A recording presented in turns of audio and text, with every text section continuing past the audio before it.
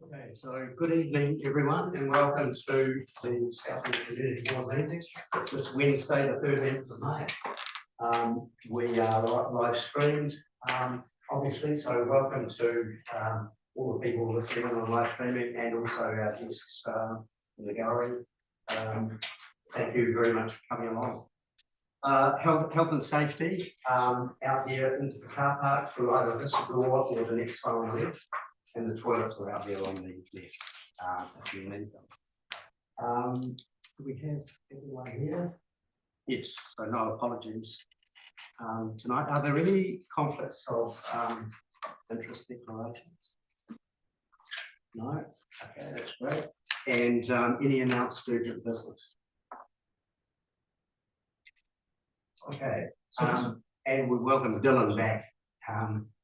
Haven't been here for a while, so it's certainly been a few sessions, and Sylvia sadly couldn't make it today. She's under a bit of stress with school at the moment, so yeah, she'll attend the next meeting. But we do understand that, so it's good when you can come along. Okay, and we have no deputations today. Just before we go on to the minutes, I'll just bring your attention to on page 5. We have the summary of a public excluded item, and it was pointed out by several people, including Paula at the back, that the description of item 5.1 in the bottom left-hand corner of the box, that is not correct, and it is essentially just an error in preparing these. So that was just unfortunate. It's not about the offer to purchase council land at Resingham. The request was for development contribution funds. Okay. Do you want to add anything more? Just apologies, Mr. Chair, I miscopied one line of the document. The website does have an explanation on it and an updated agenda. Yeah. Went out this morning. So we did try to get onto it earlier, and it just didn't happen for a couple of reasons. But we did pick it up, Paula, and so. But keep on, doing that, looking at very carefully at things just to make sure that they do make sense. And given that this is probably the first time that Annika and James have been involved in a process like this, I thought I'd just H, have you? The public excluded. So essentially, public excluded is when there is something material that the committee and council needs to look at, and it might be sensitive because of commercial reasons, legal privilege, etc., so that it is inappropriate to discuss the matter in the public arena. And so what we will do is we will move into public excluded. That'll be seconded and voted on, and all of the other people in the room will be asked to remove themselves from the room. We will then have the discussion, which will be minuted as public excluded, and it stays like that until sometime in the future when it might be able to be made public. And then we will move again and second to go out of public excluded back into the main thing. So we will end up doing that process. So anyway, I just thought I'd explain that. Yeah. Okay. So thanks for that. And I forgot to welcome the team, the executive team, Dan and Andrew, Terry, and of course Nathan. So let's move on to Before you move on, Mr. Chair, I just realised I do get an apology from Mia Murray Black. Oh yes. That is noted already. Okay. Would someone like to move that we accept the apology? And all in favour, please say aye. Aye. Against? Carried.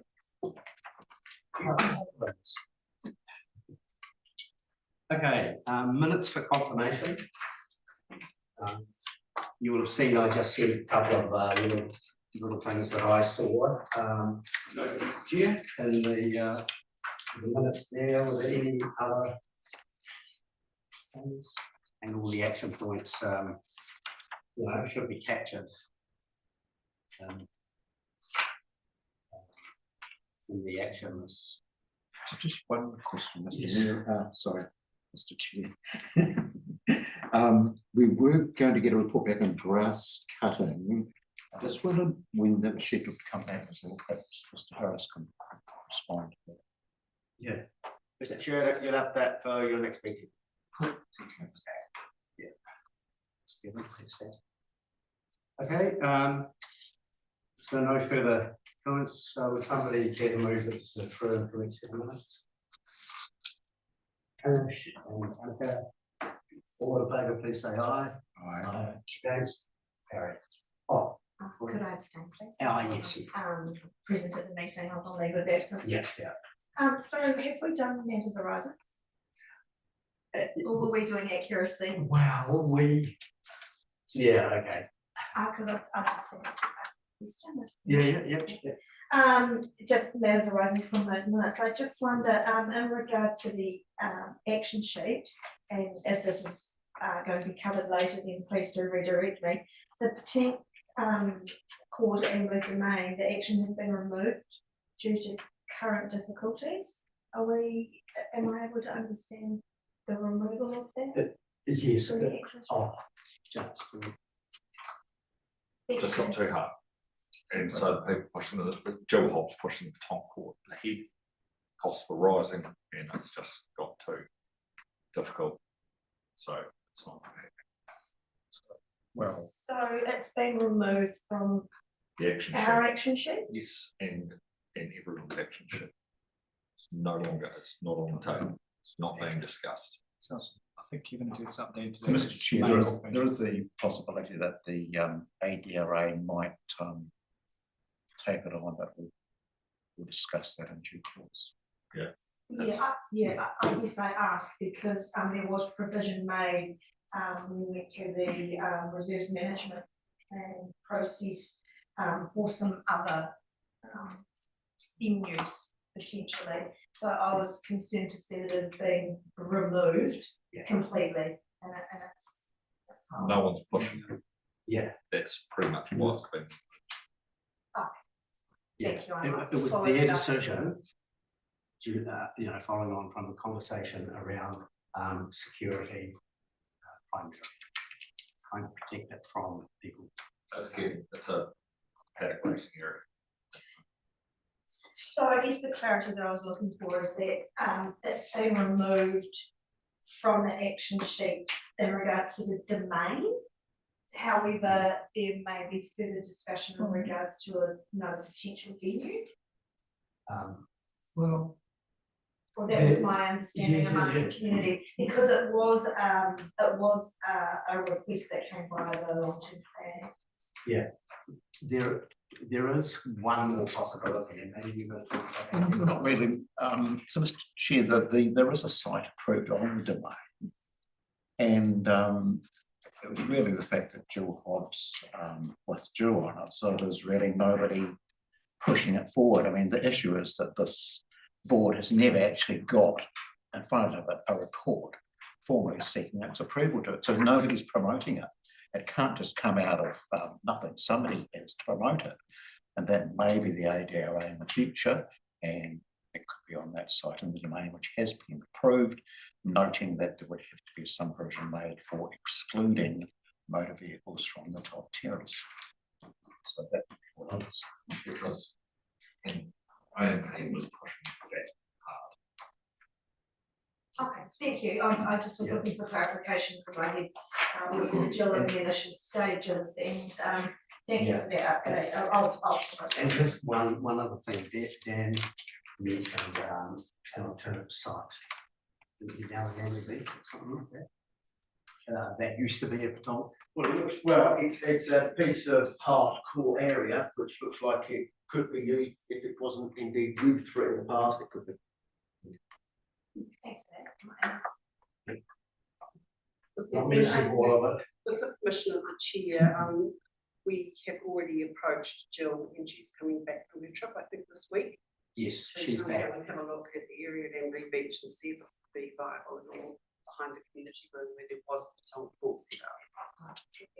Yes, because I know that there was allowance in the reserves management plan for potentially a Sandown Crescent, and there's also mention of a village green. Yeah. So that's great, thank you for the clarification and that. I appreciate Okay, it. so we've got a little, as rising involved in there too, so. Now I did move, I'll get a move that sense of it. Yeah, Hamish. Oh, we've done, yeah, you've got it. Okay, all right, let's, thank you for that. Let's move on to the decision items. And the first one is 2.1, on page.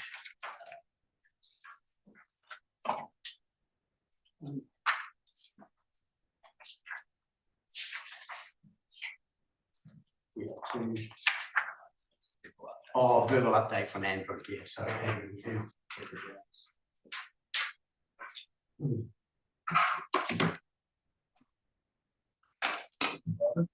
Yes, good evening, and thanks for the opportunity to come and speak to you. I'm just going to share my presentation to you. I have previously circulated one, I think, not sure if Nathan circulated it. So I'll circulate that presentation tomorrow morning. Okay, I've updated it, so I'll send you the slightly amended. I'm not sure how I share this thing. Where was it? This morning.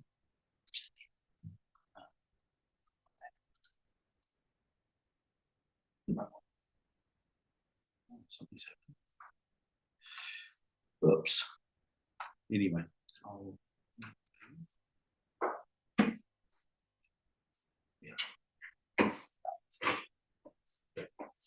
That's it. That's the first one. Yeah. So yeah, thanks for the opportunity to come and speak to the board. I'm primarily here to give a briefing on a draft reserves and open spaces strategy, with the intent that I'd invite interested members of the board and other stakeholders interested in the strategy to a more substantive, detailed discussion in a week or two. So without going into a lot of detail about how we've gone and developed the strategy, but just give a very brief overview of it.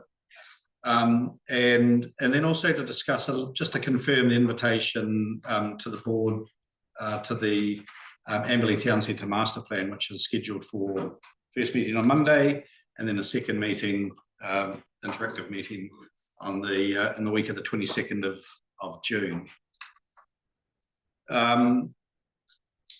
Yeah, so over the last few months, I think since September, I've been working on developing a reserve strategy, and that was signalled in the reserves, the Southwood Spatial Plan, which was adopted by council in I think about mid-2024. I'm not sure how many of the board are familiar with the Southwood Spatial Plan. There's a number of recommendations. Recommendation 16 was to develop a reserve strategy for Amberley. So that's one of the things I've been working on for the last few months. I should also introduce myself, Andrew, Planning Manager with the council. That slide shows the extent of the where the strategy is intended to apply. So it's the existing town boundary. And then you see the area to the northeast is areas that are signalled in the Southwood Spatial Plan as future development areas. So where the spatial plan anticipates future residential growth moving to over the next way up to 2054. The other area that's hatched in purple, pink, I'm not sure what colour that is identified for industrial growth. So we're not anticipating any reserves or open space in that area, just because it's not compatible with industrial uses. I guess one of the ways we have approached this is in terms of what is the demand for reserves moving out to 2054. And one of the things we looked at was what the population growth is going to be. We've used the Green Space Activity Management Plan population projections. And the reason for that is because it's very Amberley specific. It's relatively contemporary.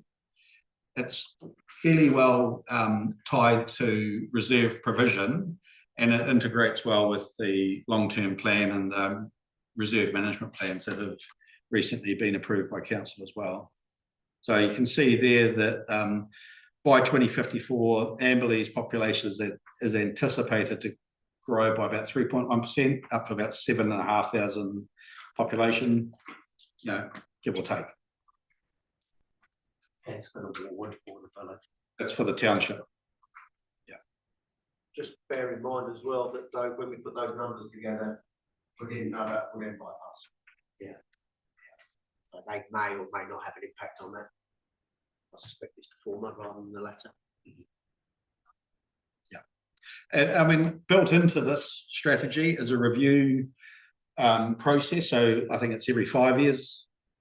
So if things change, more growth, then we can accommodate that in through the review process. The other approach we took is we've taken reserve planning industry. I'm not sure if that's the right way to describe it, but the reserve industry in New Zealand has planning guidelines about how you look at these sorts of things. One of the things is there's a thing called the Reserves Category Framework. We've taken that on board, applied it across the various reserves in Amberley, and looked at, well, what have we got and what do we need based on population projections. So there's a few of the reserves categories there, sport and recreation, and the example in Amberley is a reserve and the village green. So they're typically larger areas where you can get 3 or 4 sports fields, like rugby fields, soccer or football or whatever they call it these days. Those sorts of things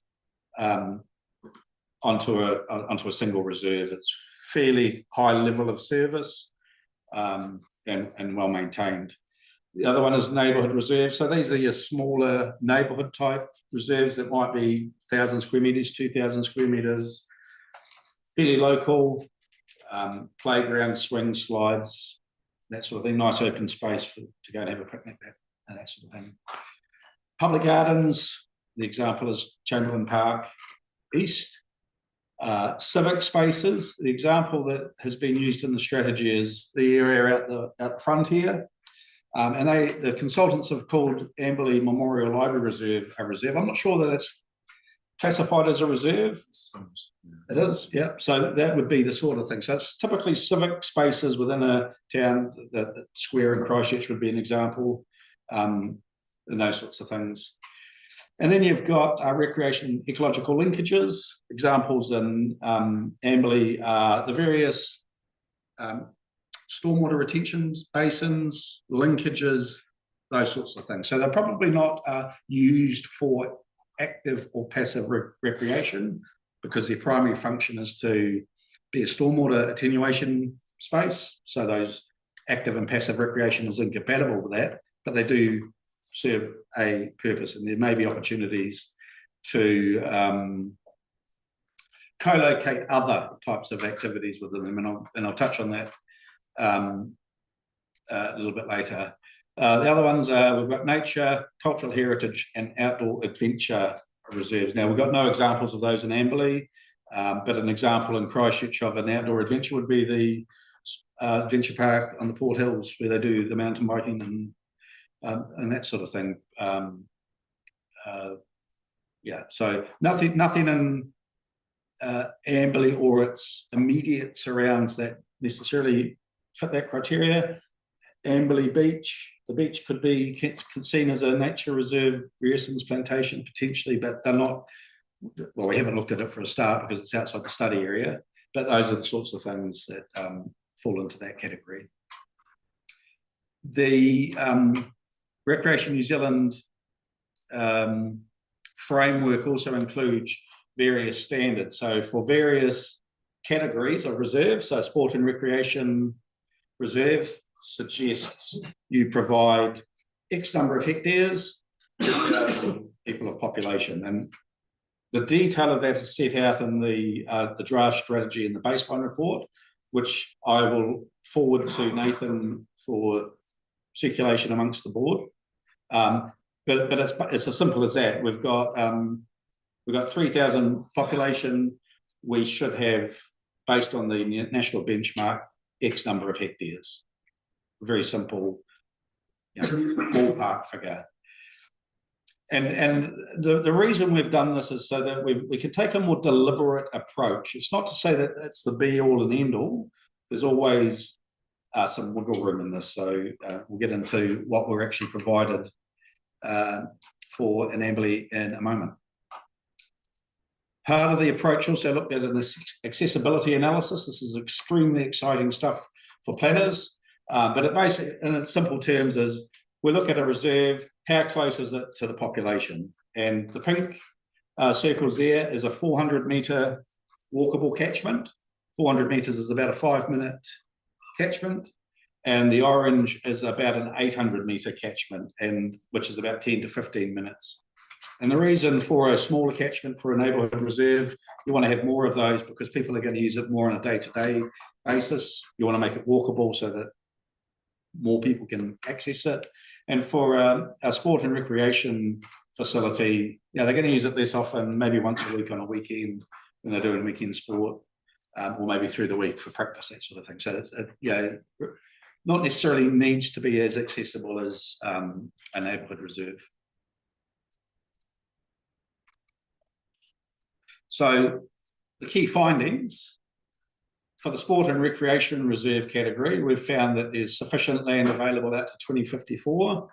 And I do have some numbers. I think out to 2054, we've still got a surplus with the population growth of about 3 ± 3 hectares. Right. Yep. 3.5 hectares. For the neighbourhood reserves, so those smaller reserves for day-to-day use, there's a current shortfall of about 0.9 hectares or 900 square metres, I think it is, or is it 9,000 square metres, just under a hectare. So we're short of that at the moment. And by 2054, we'll have a shortfall of about 3.6 hectares. The recommendations also suggest that the civic spaces category should be dealt with as part of the town centre master plan program. So we haven't sort of wanted to move into that space. And that, I guess the other key one is that the utility and multi-purpose reserves, so those stormwater basins, there might be an opportunity to enable multi-purpose use. So not necessarily putting in a playground because it's not compatible with its primary use, but it might be providing pedestrian and other active transport links, so walking, cycling, on a scooter, that sort of thing. So then you start to get a joined up, more accessible urban area. Public gardens, culture heritage, nature reserves and outdoor education adventure parks. We don't think it's appropriate to consider that because of the size of those areas and the significant cost to provide for them within the town boundary. And there are offerings within reasonably close proximity to the township itself. So you've got Amberley Beach, you've got Mount Grey to the westish, southwest, the Stanton Park, Stanton Road wetland that might be coming on stream in the near future. So there are other options, but the main one is because there's, to set aside 10 hectares for an adventure park, for example, not realistic, really, unless there's feedback and a desire for that. So we're not close to that idea. And I guess one of the key recommendations was that,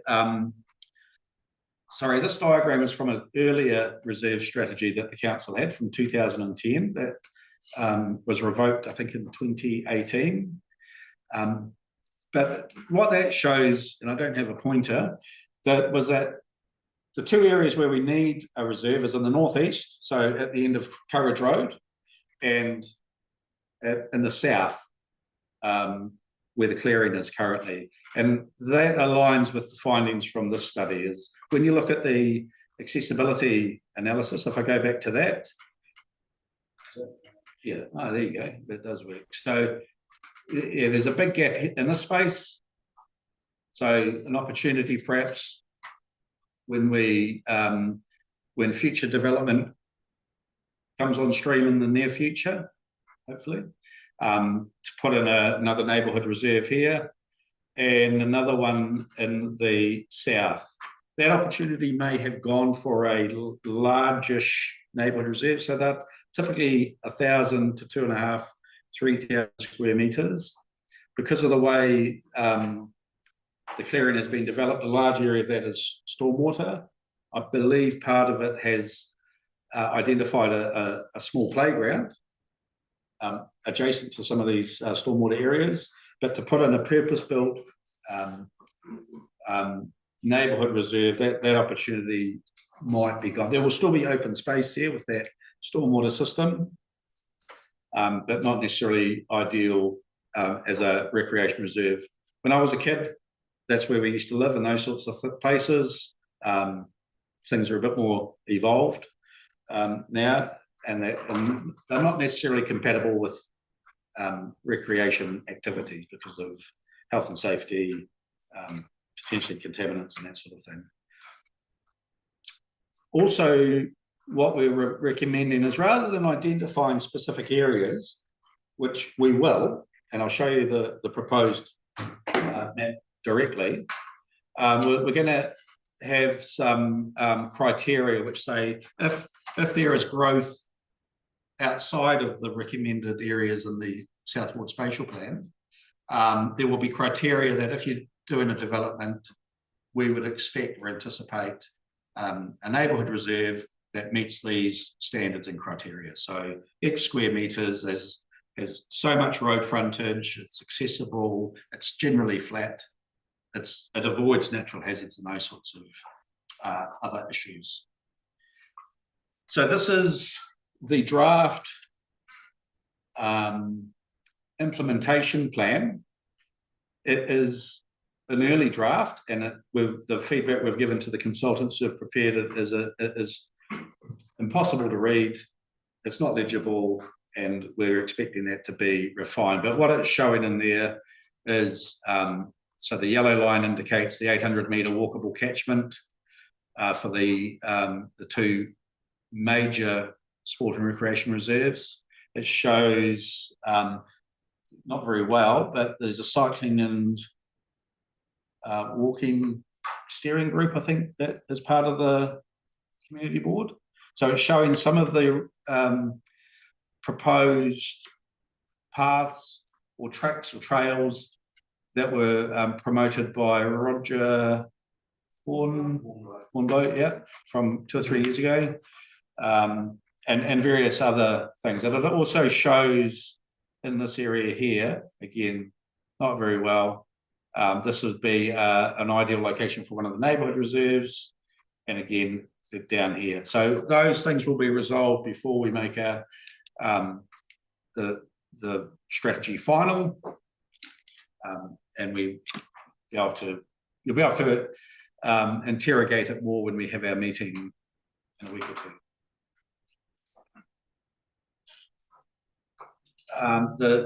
The strategy also includes an action plan, and the action plan has three categories of action. So we've got some strategic initiatives. So one of them is to actually, for the council to apply the industry benchmarks and use that. So it provides a sound, evidence-based basis to make decisions. It's not just, we're not just flying in the dark. So if there's an opportunity that comes up, we can go and we can talk to landowners and developers. We've got a strategy that's sort of suggested where we need to go. And here's the reason, and here's the benchmark. it has future reserve and open space provision actions. So just to summarise, establish those suitable prospective sites where we've identified on the map, or if it's not identified on the map, where development occurs in accordance with those standards.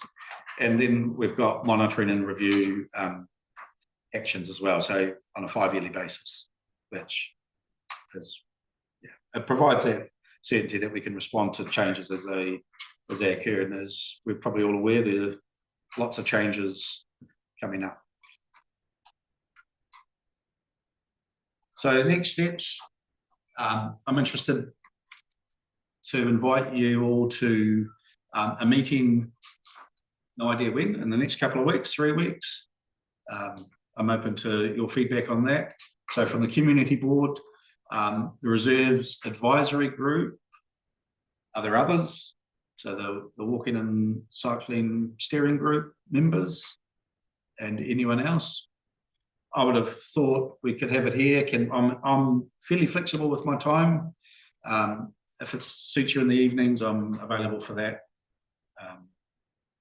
And then next steps, once we've had that, we'll look at the feedback, we'll look at how we can amend the draft strategy, and then looking to go to the council. Maybe it's the strategy committee. I think it will probably come to the strategy and policy committee. Yeah. Initially, at least, and then. And then we would send it. Yeah, for adoption, and then we would use it. So I'm happy to take questions on that now before I go on to the Town Centre Master Plan, which is very brief. In the clearings, we've got the next things about straight naming the clearing. I can see there is actually a park reserve set aside in the clearing. You had marked on the map. Is that actually a reserve that's going in? Because it doesn't say it's stormwater.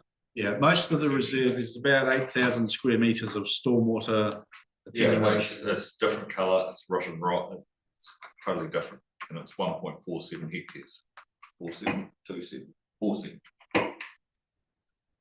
Yeah, so beside the HPA, it's not beside a retention basin or anything like that. That one, no. Down here? Yeah. Down there. Look, I'd have to go and have a look at what the development plans show. Because that, to me, from looking on this street plan, it's park. Yeah. If it is a park, then obviously there would be no need to provide for it because it's provided for. I wasn't aware of that. Can't quite read it, but it's a different colour and everything. Yeah. So, but when we have our catch up, well, I'll have a bit more information then, and we can address it. I mean, if it's provided for, then there's obviously no need to include it in this, and we can take it out. So, but there was one of the parks. There was a wee playground. I don't know if you can see my cursor. Yeah. I think it's the extension of Ben Street. It was in this area here, and it was roughly about 500 or 600 square metres. Basically, just a playground, climbing equipment, swing slides, of that nature. Yeah, it's just that on the map here. It's Yeah. Well, that rectangular green square. this one.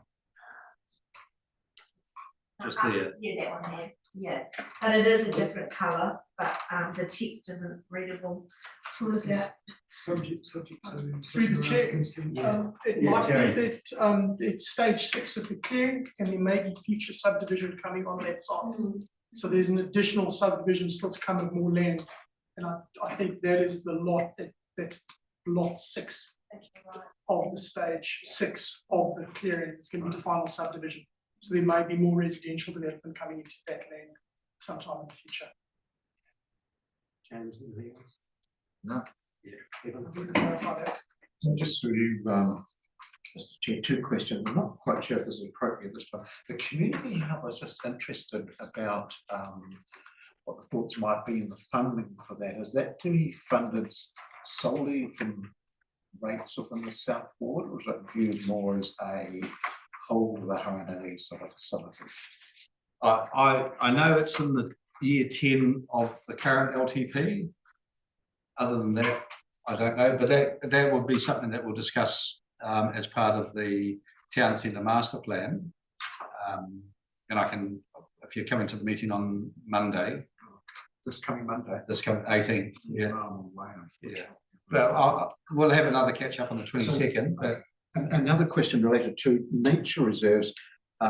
So I take it from what you said that is within the strategy, there's really no intention to do anything about them. I know that anything of that sort of type of reserve or facility is the mainline bird song, coastal, etc. So there's no intention for the council to become involved in the specification. No, I mean, so what an example locally would be Stanton Road wetland, the proposed wetland, or in Christchurch, perhaps Travis wetland. So there's no proposal or no recommendation to do that for this strategy, because it would mean purchasing land that's suitable for residential development. And unless there's an area within an area that's future development that's, I don't like to use the word waste, but are not suitable for residential development. Yeah, so. Yeah. Andrew, you talked about some of the work that Roger Hornbow did. He was at council at the time that Amberley NZ did the Absolutely Amberley initiative, probably 3 years ago, maybe a bit more. Are you familiar with the workings of the outcomes of that particular initiative? I don't think there were any outcomes. I think there was some maps created, and then there was further work to be done to develop the proposed network, which my understanding was there was a working group that was part of this board that was working to develop that. Yeah, I mean, one of the outcomes was, they went out to the community and asked the community what it wanted. Yeah. And I just wonder if that's been factored in. It's been factored into this. Yeah. So it's identified the network from Roger's work. We adopted a walking and riding strategy 2 years ago. Yeah. 2025, perhaps early last year. Which was the basic recommendation from that was council will work with stakeholders that want to implement or initiate projects such as the work that Roger has identified. So, so Huronui Trails Trust, for example, could quite happily pick that up if that was on their work program. Yeah, the chair, I'll just add to that. Recently, ADRA has picked up that that piece of work that came out of that absolutely, and are working to target some of those key areas. And I am aware that Alex Klein, working with Huronui Trails Trust, is well aware of the network that you speak of. Yeah, so it hasn't disappeared into the abyss. It's it's being looked at. Yeah, so that's good news. Anyone else, any other questions or clarification? Okay, so you'll probably see some of us there on Monday. On Monday. Yep. Oh, do we know where that is? So that's for the so this is for the town centre master plan on Monday. So that will be here. Right, and from 5:45. Yeah. The first meeting will be an introduction. So rather than having one big meeting where we introduce it and then get everyone to break up into groups to brainstorm, we thought, well, let's do a brief introduction. Here's some teaser questions to think about for the more substantial piece of work in late June. So I don't anticipate it'll go much more than an hour. It'll just be me standing at the front, speaking lyrically and wowing you with my oratory skills. Yeah, and briefly just introducing where it, basically came from Southwood Spatial Plan as well.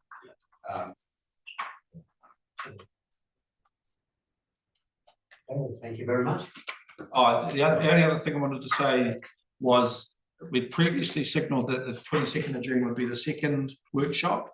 A consultant who will be essential for that second workshop is unavailable due to a health, not emergency, but there's a health thing. So we're going to be pushing it back to probably the Wednesday or the Thursday. It'll be the, I think it's the 24th or 25th. And again, we're planning to have that in the council offices. Previously, we had said to be advised. I think regardless of the numbers we get, we'll do it here, and we can break out into the foyer and other meeting rooms when we basically it's breaking it into small groups, mixed groups, with some crayons, some maps, and you're brainstorming what are the issues, how can we resolve them, what are some good ideas, and then we come back and present it as a group again. So we'll do it here. I'll provide more of an update on Monday. Yeah, can I just clarify, the stakeholders there and the invites for that? This is news to me. And I may have been, out of the country for a wee while, but Okay. I don't have an invite, and I'm just wondering. There was nothing personal. I will send you an invite. So it's basically, you should have gone to the community board councillors. And basically all the businesses in Amberley, well, within the town centre, what we're describing as the town centre part of Amberley, and some other stakeholders. So New Zealand Police were invited, NZTA, Amberley NZ, etc., etc. So, yeah. It's fun to walk around. Mr. Chair, I did send out information, excuse me, I just don't quite know when it was because I can't remember. If you would like to just re-email me and confirm dates, I can put them into our council general HTC meetings and add everyone to it. That's easier. I know there's a lot of emails that go out. And through the chair, this will just be initial stakeholder consultation. Once we've sort of heard the feedback from the key stakeholders, so the businesses and community board and other influencers like that, then we'll develop a draft strategy which will go out for public consultation. So that sort of a 20-day normal sort of LGA consultation period, drop-in sessions, that sort of thing. So. Okay. Thank you very much, Andrew. Thank you. Okay. The next item, 2.2, Terry, is about road naming. Welcome. Thank you. Thank you for the opportunity to speak. I'm Terry. For those who don't know me, I'm a planner here in Hurunui, been here for a while. Andrew is my boss, so I'm apprehensive of him sitting watching on my shoulder. We've received a road naming report that was done as part of a subdivision, a consent that was granted in 2022 for 187 to 193 Carter's Road, known as stage 3 of the clearing. This part of the subdivision is going to create 7 new roads. As can be seen on appendix 2, the main thoroughfare through there is going to be a continuation of Ben Street. And that's road 1. We've got roads 2, 3, 4, 5. They are crescent roads. Crescent roads are linkages that serve between thoroughfares. And they're going to be Wilson, Earl, Cranton, Hopkins are the proposed names for those. Road 6 is a street because it doesn't connect anything, provides a linkage. It's going to be proposed name of Gould Street. And then road 7 is a lane, private right of way to be Crosby. The background to these names suggested by the applicant is they are community members that have been long involved in Amberley. The names were taken from the Amberley Library and cross-referenced with St Paul's Parish Church, and they provided the background for these. They fit within the road naming policy guidelines. And given the context of this, I recommend that these names be adopted. Yeah, thank you, through the chair, thank you, Terry, for the report and the information. Just in regards to council's rural and urban addressing policy, in section 3.3, it talks about selection of a road name, and it says there that road names need to be unique, clear and unambiguous, and it also says that a road name must not duplicate or closely resemble in either spelling or pronunciation another existing road name in the Haranui district. So I love these names, and that they, you know, have a real link to important people in our community and in our history. However, I do want to question road number 3 in regards to that policy, Earl Crescent, because we do have Earl Way, and that is very close, in fact, exact in pronunciation and only slightly different in spelling. So I guess just with that in mind, that would be my only query. I completely support all the other names, but I would strongly suggest that we consider recommending the second choice, which was Highland Crescent for that reason, because it would adhere to our policy. Yeah, that was one of the issues that was discussed with the applicant, and they are quite happy to take a second option in that regard. I think it would be sensible in this in this case. Pretty detailed comment. So, does anyone have any further? The only other one that's close is Sorry, the only other one there would be Creighton Crescent, which is very close to Creighton's Bush.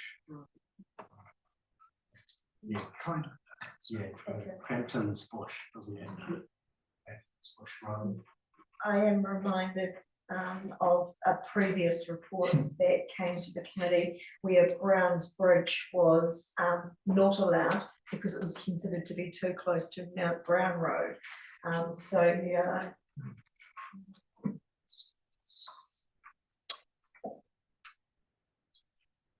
Anybody else have any views on that? Was that discussed with the applicant?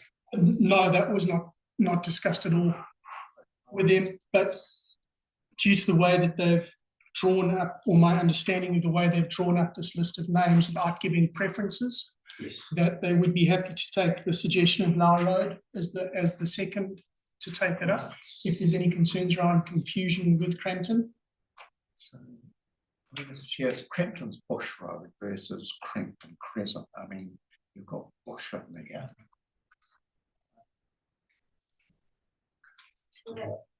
Sorry, would it be though with emergency responders, you know, like if they're going to Crampton's, maybe they get the wrong road, you never know.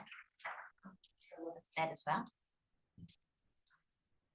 I'll just draw the board back to our policy, which says a road name must not duplicate or closely resemble in either spelling or pronunciation. So I think that both Earl and Crampton, whilst very, very good suggestions, I do think we should consider the alternatives.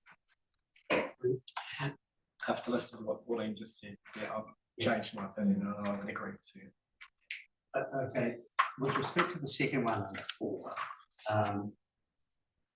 another part of policy is that it needs to be sort of fairly enunciated. So is that luff or low or LOUGH?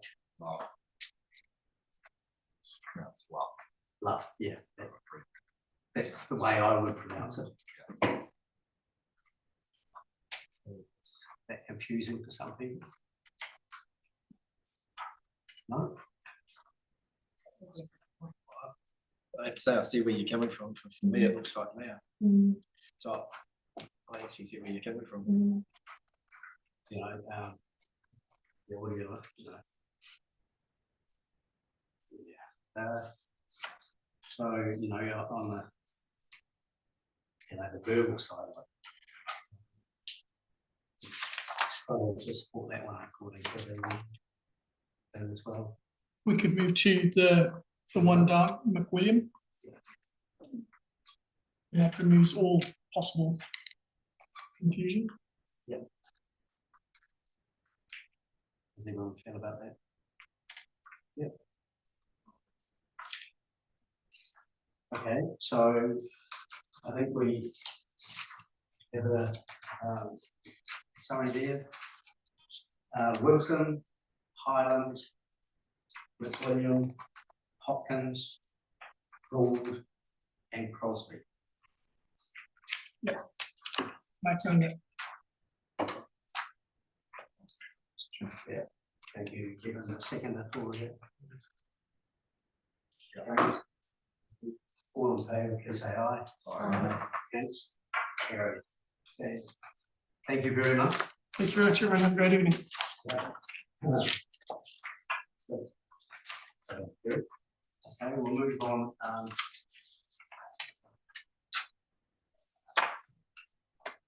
To the financial reports. Do we have Jason? Hello, Jason. Hello. Right, what I'll do is share my screen so you don't have to look at my mug. There we go. And just one other follow-up. We got an email from Kevin this morning with one question. Yes, that has been answered, Mr. Chair. Right. Well, that's we're getting better, so that's good. Yeah, always hoped that would be the case after a bit of a ropey start with our new system. But yeah, I suppose the financial report is there, starting from page 22, just in the same format as we've had before. We've got the amenities rates, so we know we started the financial year with a debt of 1.68 million. Total rates received 580,000, which is about 23,000 more than what we had budgeted for. So that just reflects the additional ratepayers we do have in the South Ward. Total revenue for the first 9 months was 813,000, a little bit down on what we had budgeted for, but that also represents the fact that we're not pulling down funding from the development contribution funds because we haven't completed the work yet, and that's reflected down in the expenditure. So the expenditure lines are all there. For general amenities at the moment, we're about 27,000 lower than budgeted. There is some compensating variances within there. You can see contractors ward-wide. We had a budget for the 9 months of 51,000 and spent 24, but under repairs and maintenance, for instance, we had a budget for the 9 months of 11,000 and spent 29,000. So there's just a bit of a realignment of the coding or a realignment of the budgets between those two items that needs to be dealt with as we move forward. We had a line item there for legal fees of almost 15,000 for the full year. Obviously spent nothing of that so far this year, so that's a savings. Then in the township expenditure, so just sing out if there is any queries.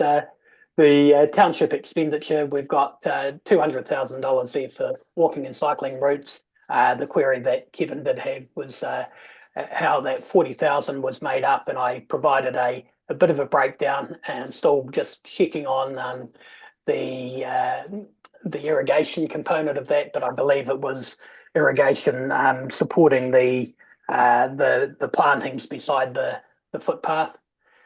The other line items there are generally on or under budget. The Amberley Reserve Pavilion just slightly above budget, purely in repairs and maintenance, because we had to, from the information in the system, replace the boiler unit in the tin shed. That wasn't specifically budgeted for. Again, going down a bit further, the Amberley Beach Reserve, we do have costs relating purchases there of 3,300, quite a bit up on what we had allowed for in the budget. And the predominant reason for that is the Kiwi camp costs relating to the camp. And the rest of the items, as I said, were actually under budget. So altogether, our total expenditure for the 9 months was 778,000. We were expecting to spend just over 1.08 million. So at the end of March, instead of having a debt of 1.75, we're sitting at about 1.65. Okay, and then the rest of the financial reports there, page 23, the swimming pool. So we started the year with a debt of 620,000. The revenue altogether is about 30,000 above what we had budgeted for. So, and 20,000 of that are combination of admission fees and other income other than rates. And then our total expenditure for the 9 months was 190,000 as opposed to a budget of 286. So as it currently stands, the debt on the swimming pool sits at 432,000 instead of 560,000. Right, the other areas, we've got the roadside construction account. This account went into debt last year because of some new footpath work we did in Leithfield Township. So started the year with a debt of 52,000. The rate money expected to be about 21,000 for the full year. It's come in, and the only expenditure item has been interest. So the balance of that debt at the end of March was 37,000. The Foreshore Protection Fund, we started the year with a debt of 289,000. The 9 months worth of rates has yielded 22,000. We got the 15,000 transfer from the amenities accounts for the camp fees, and there was just a tiny amount left in the Amberley Beach Reserve Fund that we've transferred over, and the only expenditure that's gone out has been the interest cost. So at the end of March, the debt on that sat at 263,000. As we discussed in the annual plan budget at the last meeting, community or the have requested that the rate moves from $330 per ratepayer to $400. So that will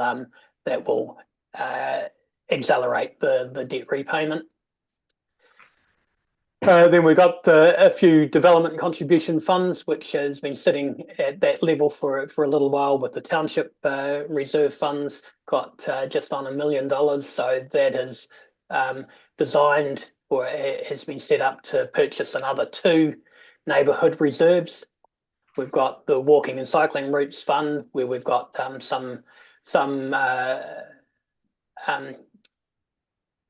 expenditure plans for that, and likewise on page 24 with the ward reserve fund. So the further work that is planned for the Eastern Reserve will come out of that account.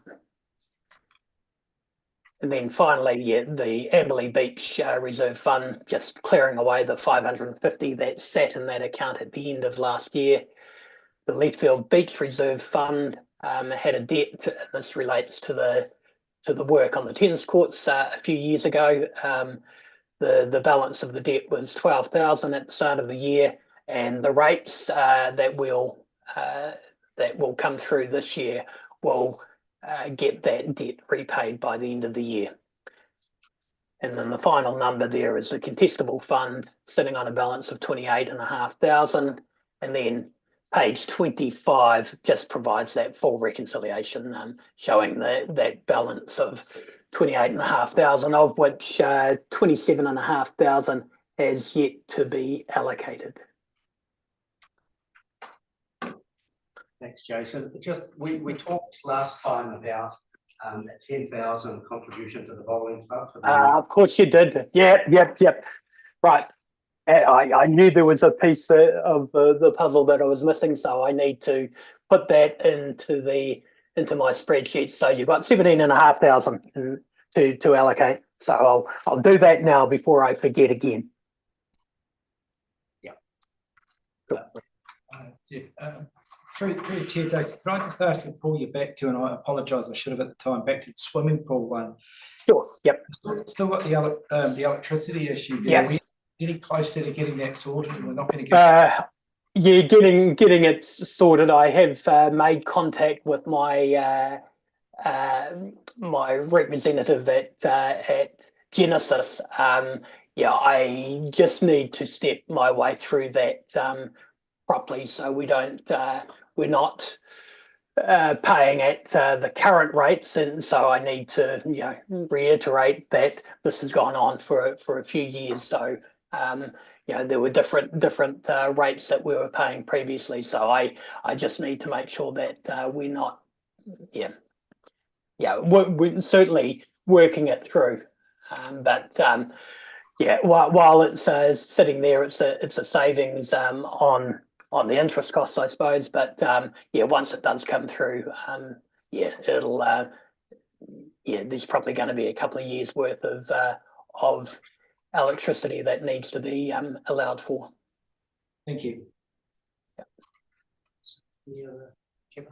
So Mr. Chair, just one wee thing, it's just a small one, but the Kai track, we haven't spent anything on that. We get $3,000 comes through each year from Camel Springs for that. I know staff have been working on it, but I just wonder if they actually have a charge code that they can put their time to on that one.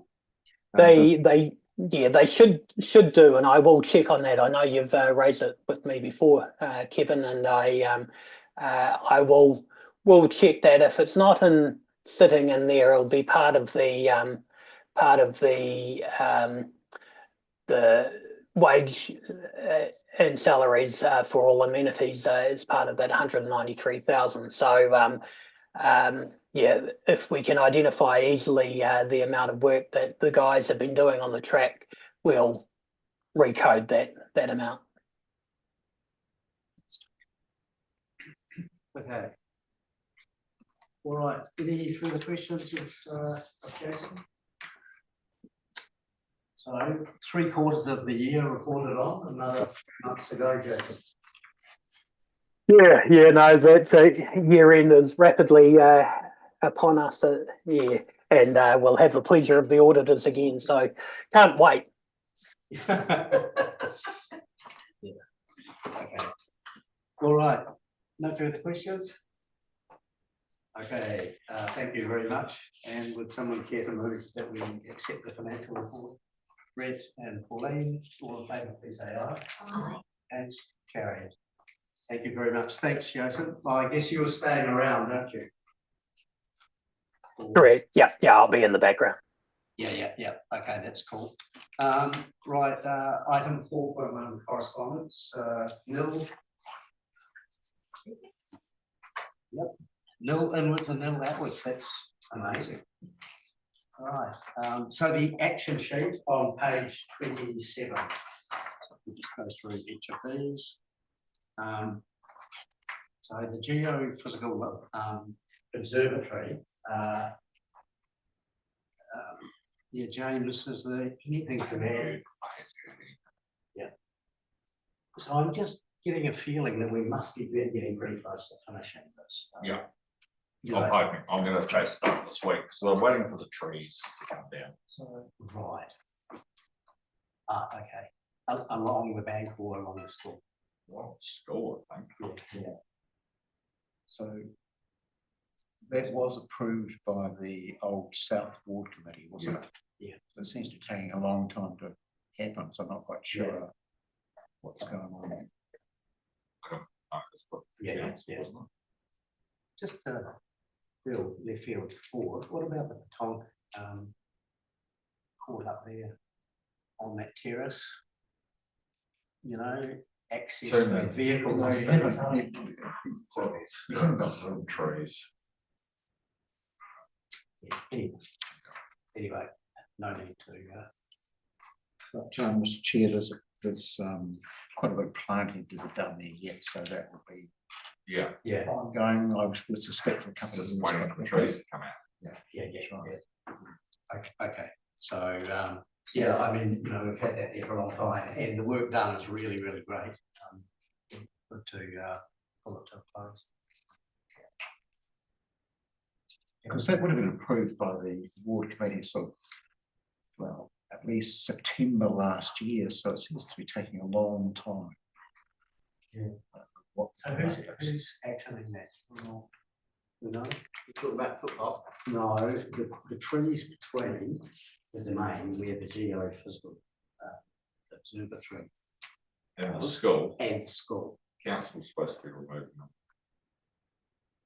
Yeah, I know there's been some dialogue, Mr Chair, between the school and council. Also talked about the fence and moving the fence in there, so there's been a bit to, right, can only engage with the board. I think, I'll get you an update next time. Yeah. So that's what it's in. Okay. So after those trees go and some planting, just that about it. That's about Okay, so we're getting there. It'd be good to have that planted, you know, leading in the spring. Yeah. Okay. Over that, dog park, and an updated note there. Kevin, do you want to? Sorry, so Mr Chair, this portal. It was discussed at the Amberley Beach Residents Association meeting the other night, and Turning Tree Wynnard was there. I mean, he made the comment that, well, there hasn't actually been a detailed design done to date, but his thinking was that you would probably try and use both north and south. It would be a greater cost in terms of fencing, as you have fence off Hall Road, but then again, you could do it as a stage development and give you perhaps an area for larger dogs and smaller dogs. So I guess the working group will verify that and come back on it, but it was discussed, so it's not a huge one. But you might like to ask Paula if she has anything to add to. Come to Pauline here.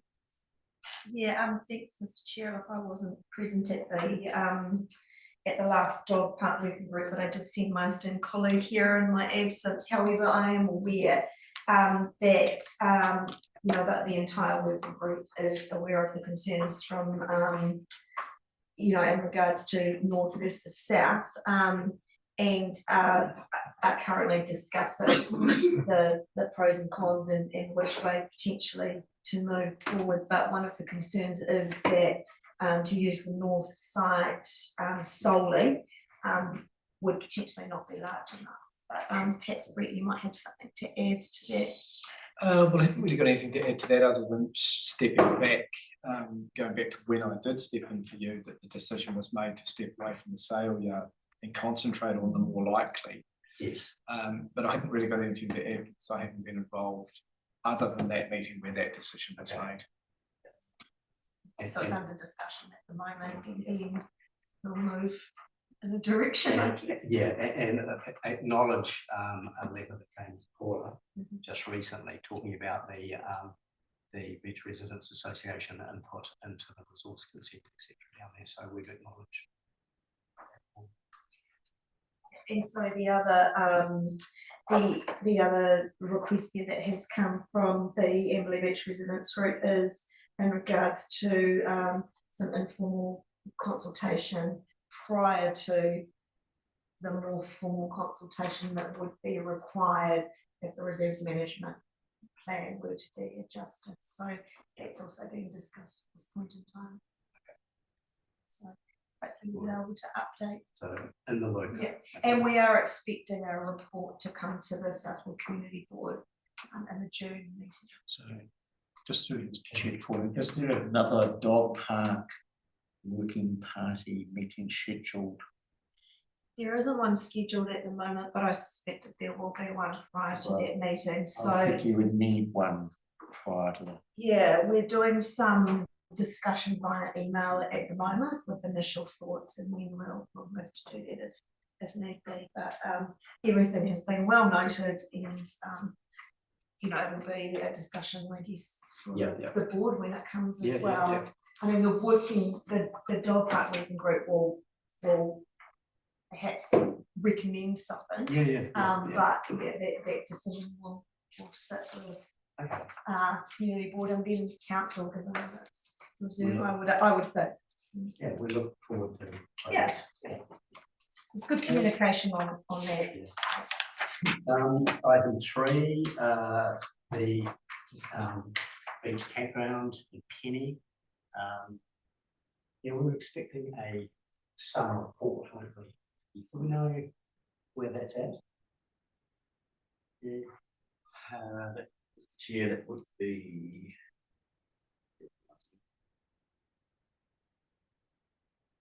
Last update I had, Mr. Chair, was that we were waiting for summer to fully complete.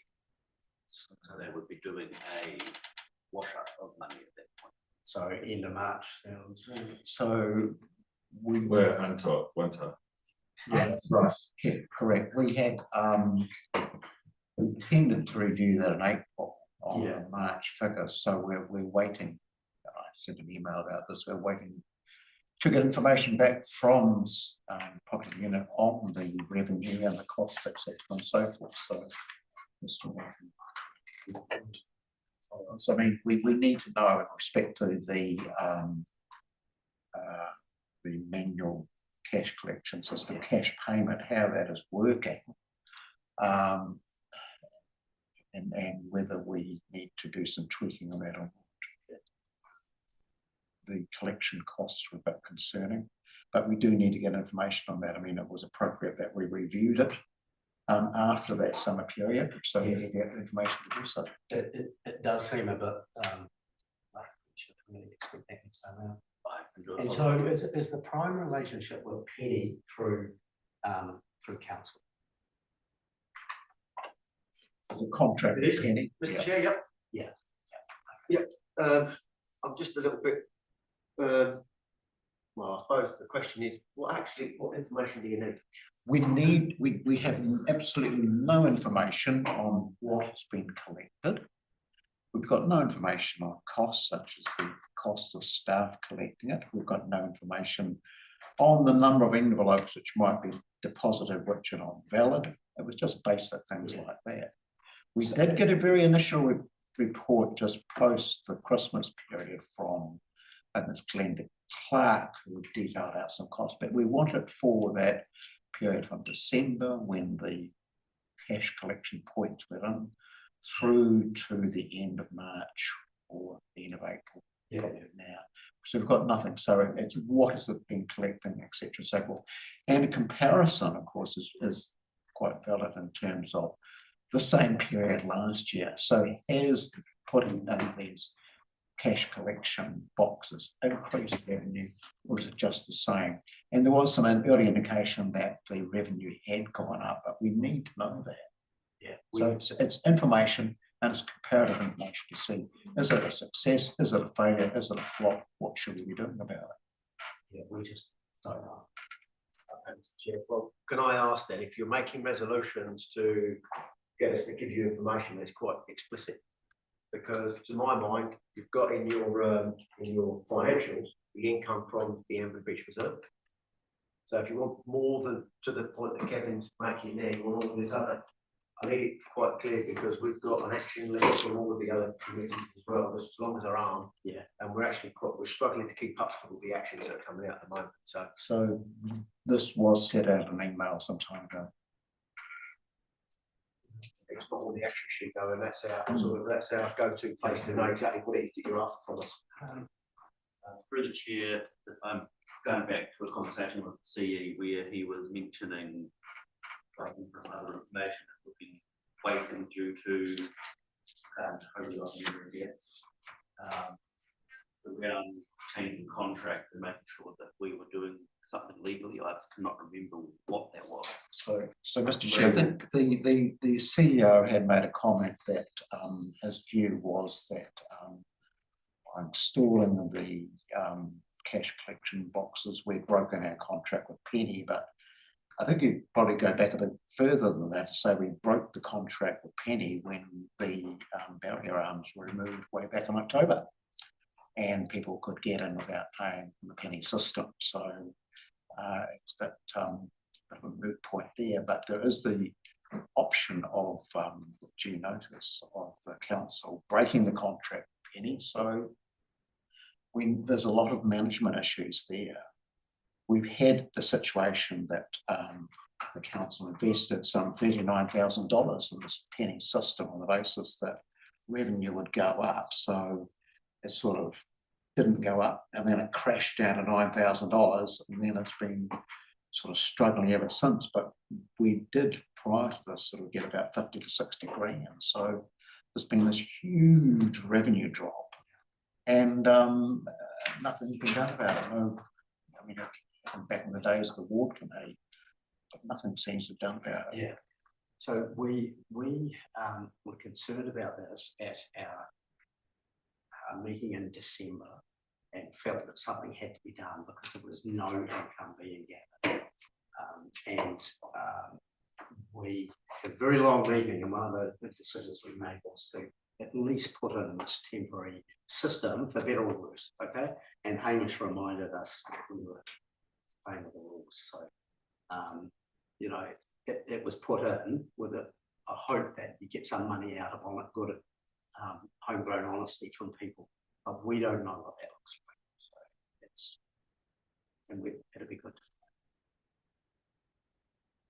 I mean, Mr. Chair, we have, as a governance body, responsibility for the oversight of that camping ground as a commercial unit, but we get absolutely no information to discharge that responsibility whatsoever. Would be my comment. I mean, I had actually thought the day, well, perhaps it might be better to completely take them away from the community board and put them in Hammer Springs and get some commercial governance over it, rather than have it, obviously it's not being treated seriously at all. So just I guess a little bit of history before the board came about is I and a colleague met with representatives down at the beach, and we talked about what the future might look like. And the Beach Residents Association were going to go away and look at a whole range of options to present something back to us. While we were waiting for that information, then this board was founded and then made some decisions about the honesty boxes and that kind of thing. So it's part of, I'm a little bit lost as to what we're actually trying to achieve at the moment. I get you want to know the numbers, but is the board taking control and then saying, right, we're now going to steer the ship, or is it still in the hands of APRA, who were looking at whether or not we have a custodian down there, whether or not we just go with honesty boxes, whether we persevere with Penny? There was a whole range of options that we discussed. So again, I'm just putting it out there to say these were discussions that I've had in the past, and it feels like they've been usurped by a decision that was made in December by the board. So I just want to know what do you want of me, and I'll do it. I remember seeing reports that had all those options there, and there were some pretty big costs involved. And so, if we don't know what the income is, we can't sort of do an analysis of that and say whether it's worthwhile keeping the going. So what happened at that meeting was that it was really clear to everybody, including the people at the beach, and Kevin is the representative from down there, and brought it back to, well, there was a deputation actually from the beach from memory, and we tried to do something for the immediate summer. So with the best intentions. So I think, Mr. Chair, yes, you are correct, and the report from Penny was actually tabled back in December, but it came, and there's a whole heap of other things, etc. So forth. So the beach residents do have a committee to sort of look at that, but it's a very big issue, and there will be some conversations to come. But this is just a wee little picture of it, which fits into that bigger framework. So it is pretty much, it's a wee picture, just in returns to, in respect to cash collection, but it's something you do need to know. I mean, if it might have been, for example, that it really, shot the revenue up and you might have thought, well, pretty much problem solved, not problem solved. Problem is still there, as you'll see by the year-to-date figure. But you do need to know that information, and you would expect to have that management information to just have a chat about things a bit further. There are some possibilities that you can explore the bigger term, and I think these are, it's just a big beach residence group, so it's a pretty heavy loading on them. But there are some possibilities you can explore in terms of getting some more permanent forms of accommodation down there. They talked about something like tiny homes, etc. There are issues there regarding servicing, etc. Those, so there needs to be a conversation with staff coming up. But I would say you get this information, and then I would think we'd be having a wee chat with the beach residents about trying to explore together with council staff some of these other issues there to try and get that. And in terms of the cash collection, then you look at another way of getting that. The problems down there were complete lack of lighting, really only average internet and a system which was based on the internet.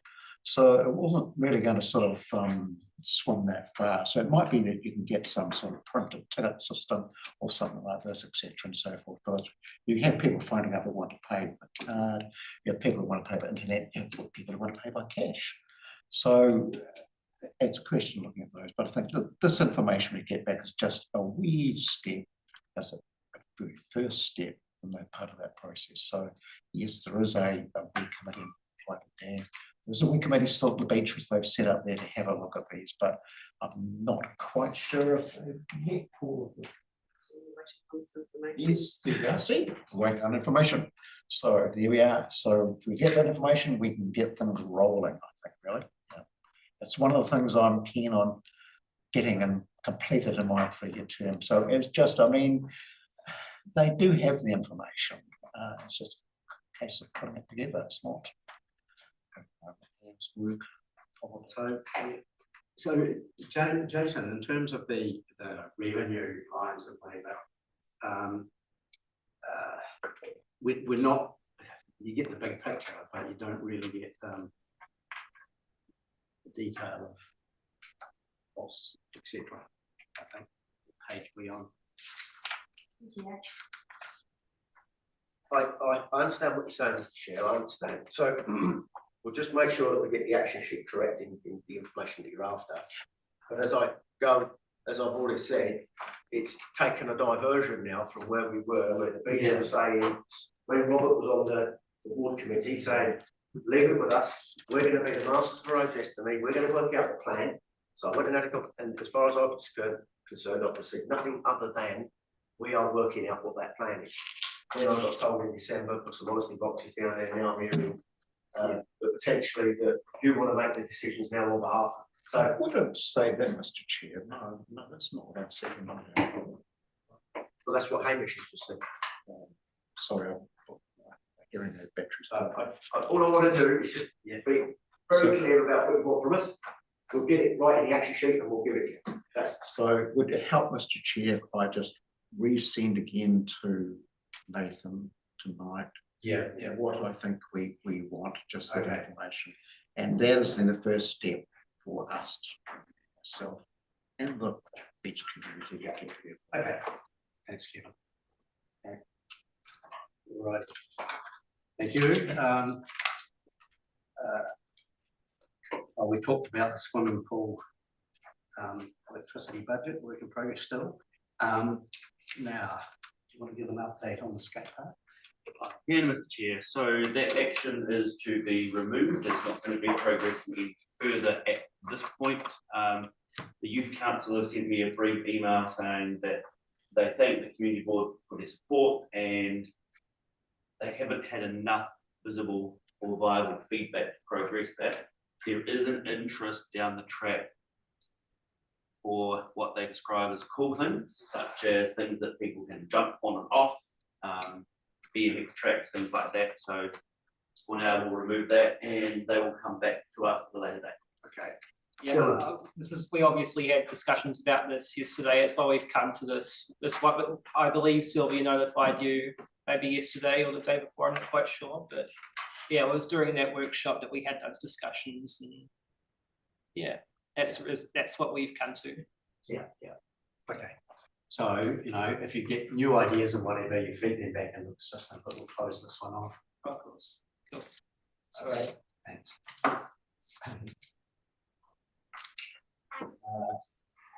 And the football club new pitch, any progress on that? The last one we had was on the 8th of April. Ground has been surveyed, that made quotes. Still waiting for quotes, trying to find someone to quote. Oh. Fuel price. And quote. Yeah. Okay. But you need to quote for a grant. I've got to help them through there. So stuff is happening, but it's just all go slow. okay. Capture all that. Yeah, still waiting for Yeah. Okay. Nothing else on that, James? Okay. Item 7, men shed.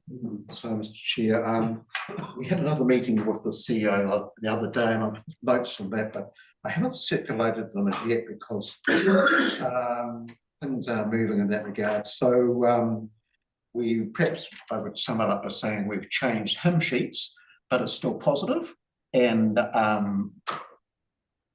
it's likely that my pick would be that there'll be a resolution, which would mean that the costs of building on the BMX site will be considerably reduced. So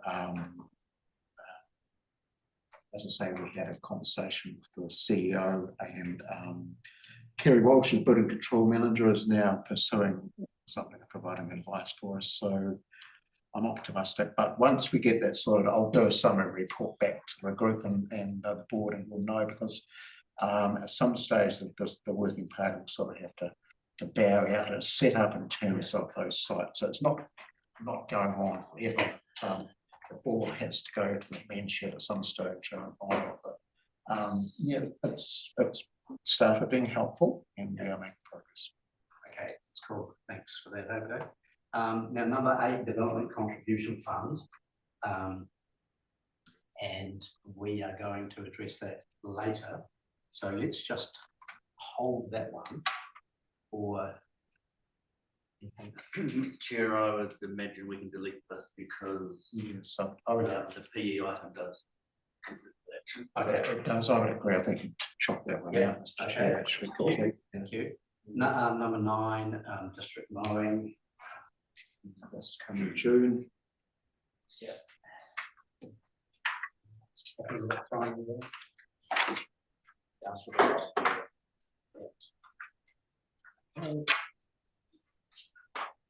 And then on to the long-term plan, and that item's been there for ages.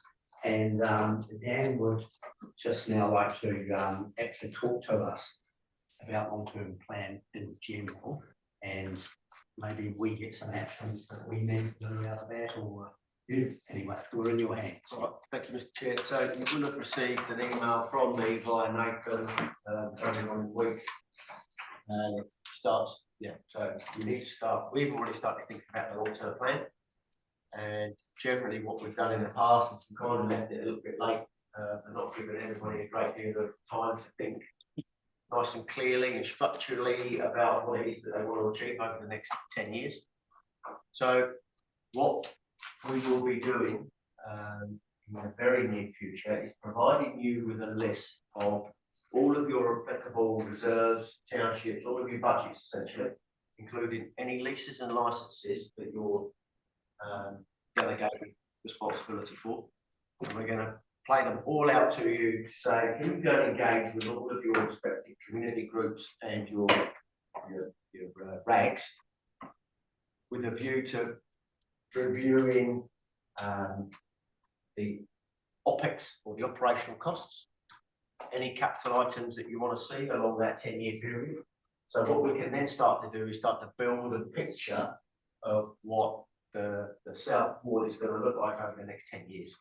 That will allow us then, if you're saying, well, we want to do something very different from what we've done, we can then have a look at how we might build some pricing around that for you.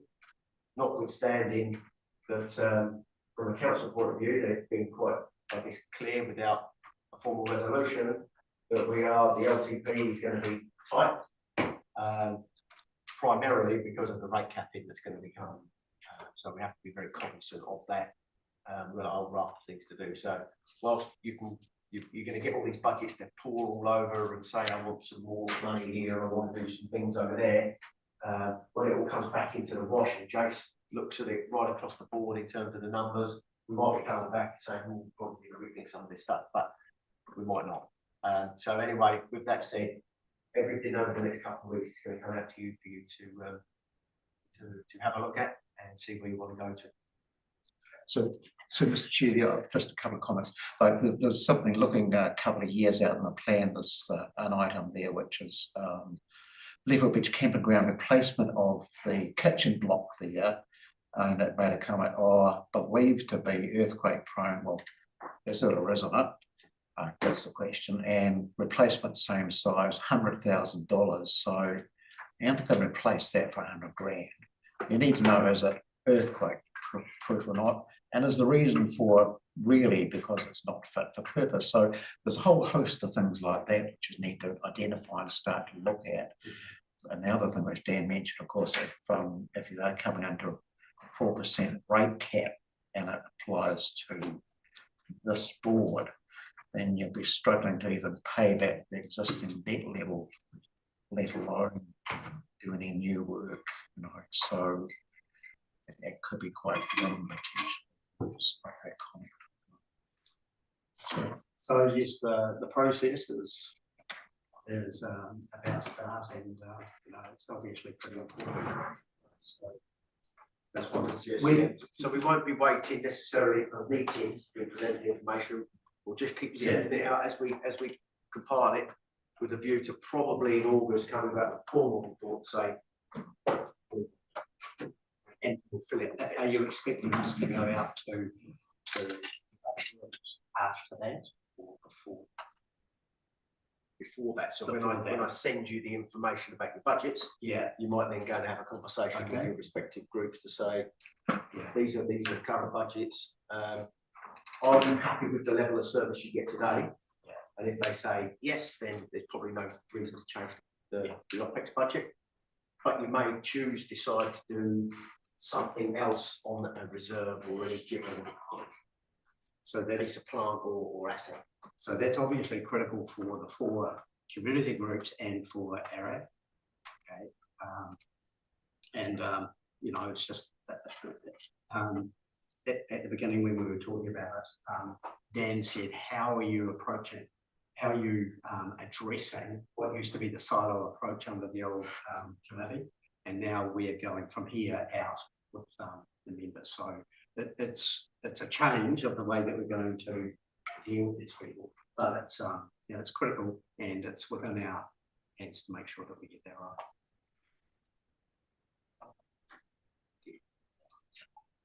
Okay, thanks very much for that, Dan. We'll move on to council updates and council orders. The council meeting update is read. There wasn't any highlights there that I feel like I need to raise for the 31st of March, but I'm sure that Brett and myself happy to take any questions from there. Interesting to see there's quite often a news item regarding the water services these days. So progress is being made. Yeah, the time is nigh. Yeah. Not too far away from the D-Day, I guess you call it. Yeah.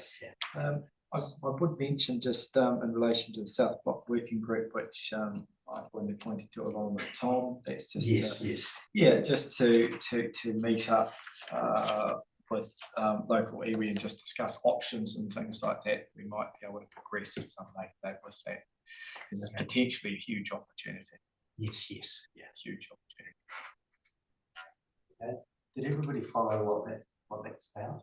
In the southern end to the south of the pools? Within the Queen Mary Hospital site, near the Springs. So that's quite an exciting proposition. Okay, thanks for that.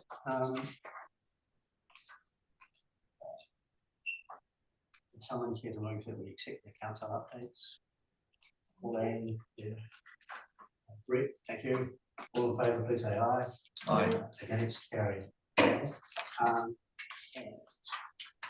we don't have any community group ones on this cycle. Okay, so that brings us to the public excluded. And as I mentioned earlier, we will now move into public excluded, so we have to turn off. Okay, yes, I've done that. So would someone care to move that we move into the public excluded? Fred? Thank you. All in favour, please say aye. Aye. Against, carried. So, Jason. Mr Chair, just a. Oh, procedural- sorry. Procedural matter. Yeah. If I could just ask for some advice, in regards to public excluded, we have a youth observer in the room. I was actually going to ask about that. Yeah, I just wondered where we sit legally in So, regards yeah, to so public excluded. we could, Yeah. you can allow somebody, Nathan can speak to it, but, Yeah. please. Experience of, I don't, and that's why I wondered if perhaps Nathan might be able to direct us. So,